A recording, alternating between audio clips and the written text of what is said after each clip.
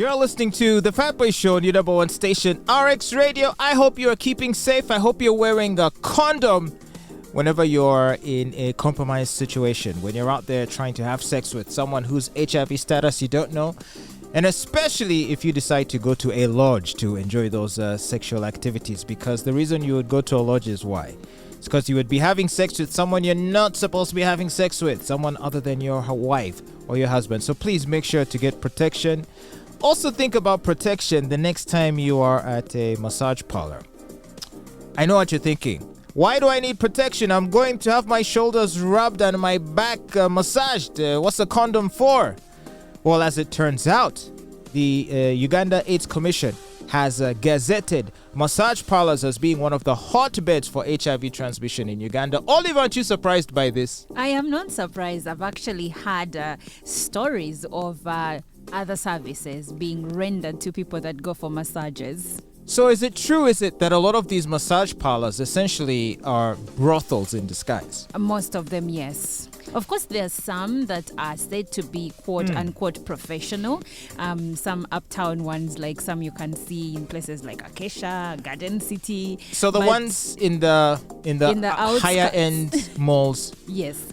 But you know what I believe? I believe it's still up to negotiation. In every situation in which a man and a woman can have a conversation, that negotiation will take place. So I remember one time I received a gift voucher by a girlfriend I had at the time. I think it was International Men's Day or something, and she actually got me a voucher like to get what do you call it when they clean your feet? A foot scrub. That's what. And so I went to this really fancy place in one of the fancy upmarket malls. I won't say which one. And so when I got there, first of all, the person who was handling me I was actually quite stunned. She was gorgeous, let me just say. She looked very much like someone from a neighboring country. Okay, in the southwest. Where people are very brown and curvy. Uh-huh. And so this lady was there I soaked my feet in the water and for a few minutes, and then came with a few tools and started doing one. And obviously in that scenario, it's a bit awkward. So you're starting to make small talk, right? About this, about that. And you talk about life, about this and the other. And wow, I'm so shameless. So I started flirting with her. Oh dear. Typical. And she actually was open to having that conversation. But I just never followed up on it. I felt guilty after. I'm like, after all, my girlfriend sent me here. Maybe it's a trap. Maybe she's setting me up to see if I'm going to try and do something. But you see, you started a conversation with her. She didn't offer, because in most massage parlors, especially in the outskirts, you see like the ones you're going to find in Nalia, Chiwatule, Najera, most of them are actually, they just have the word spa. But what goes in there is not really spa. There's a spa right near my house. I don't know if you've seen it, but you don't have to say the name. Yeah, I was gonna say yes. But in the evenings, you see these ladies just chilling outside. Sometimes they invite you. Oh, and it's like, it's quite obvious what the deal is. Yeah, so there are those ones, and then there are those ones like you said that are, in the up end, let's say shopping malls and whatnot. Yeah. So I think it depends on what services you want. But I've had guys say that in most cases, sometimes they go in innocently, especially when you're just starting to go out for a massage. You don't know that there are other services that can be added as long as you add some money. So I know that there are levels to this. There is what they call the happy ending. That is the one I'm referring to. So it is still, technically it is a massage, but more of an erotic massage. Yeah. What about the erotic massage where they massage you with their bodies? That is called the Nur massage. Yeah. So actually, the masseuse strips to her nakedness. Yes. And then she smears the oils on herself, and then she begins to smear herself on you. Actually, lately, we also have masseuses that are men, and most of them give their Nur massage services to women. And if you want more, you can agree on the price, and then you go all the way, the whole 9 yards. Maybe we can ask Sammy about this. He's the expert. Who is Sammy? Oh, Sammy. You just tell him where you're feeling pain, and then he'll concentrate on that area. Oh gosh, concentrate. You didn't hear what he said? I didn't catch that. And well, based on the video documentary he was a part of, he was admitting that he was a sex worker also. So it seems like it's part and parcel of the same deal. So then, how are we to deal with spouses, partners, girlfriends, boyfriends, husbands, wives who tell us they want to go for massage? Should we now feel concerned if your husband or boyfriend says, I'll leave after work, sorry I can't see you today, but I'm going for massage? Do you now is that a red flag? It can be depending on where he chooses to go. Like I said, there are some parlors I've been to. Anyway, I'm a woman, probably they don't give happy endings to women. So I may be putting my hand forward for these places when they are also non-professional. But in most cases, I've had people say they are actually professional. Other people prefer to do a couple's spa. And there are many, so many that like you watch each other. Yeah, like you're in the same space. But they are working on you at the same time. But how's that going to work? How are they going to do a neuro massage on you when your wife is? Why are you, as in if you need a neuro massage, let's go home. Let's buy the oils. Let me do it. Do you need another woman? Honestly speaking, if you're not willing to go the whole 9 yards, why are you going for a neuro massage? Wow. So then...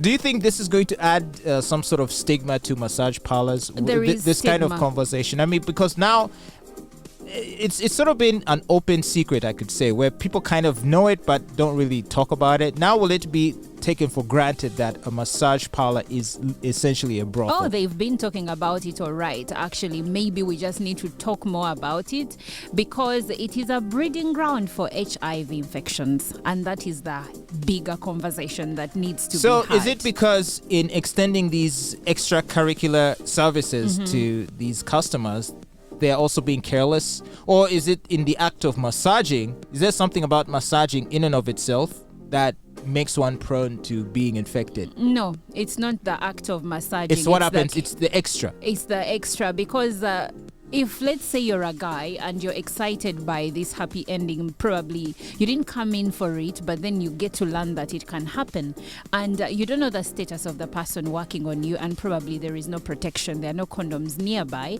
but you're already aroused. Are you going to think about HIV in that moment?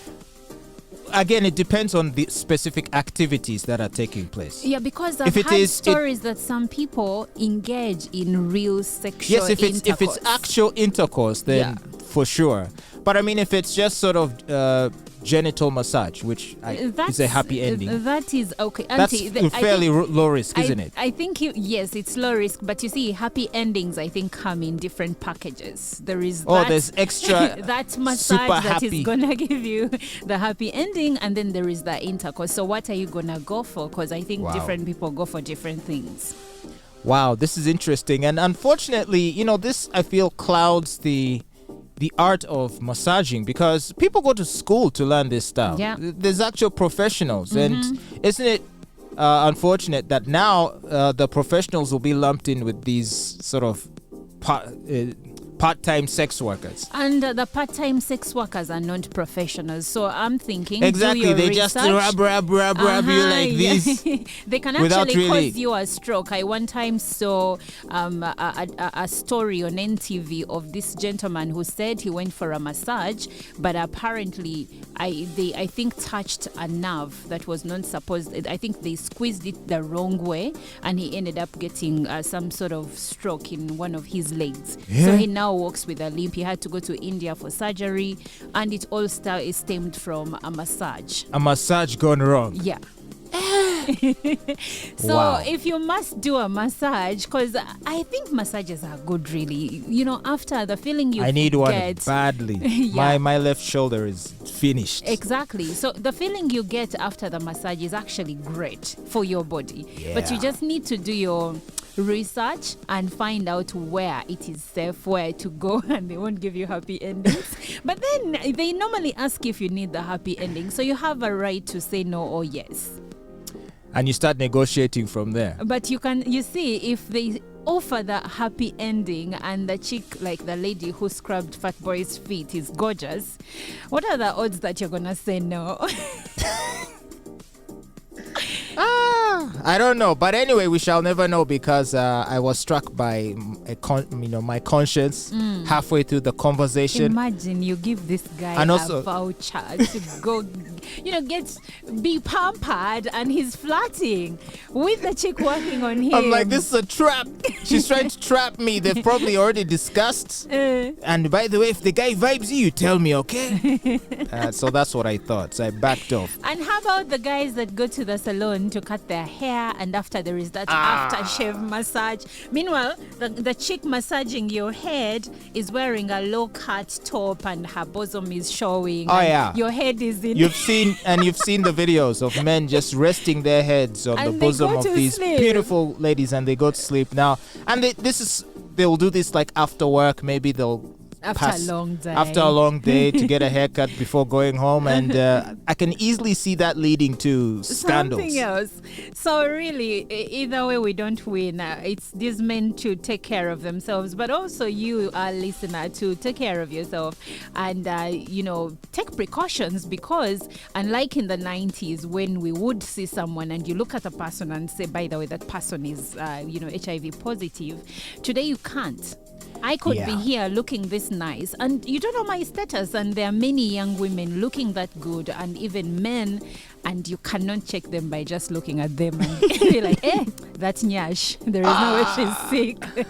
But massages are nonetheless very important. The way we spend so much time seated at our desks, at office, on the chairs, or in taxis, long commutes, or carrying things. Man, our bodies need some, they need to be massaged and stroked and rubbed in different places.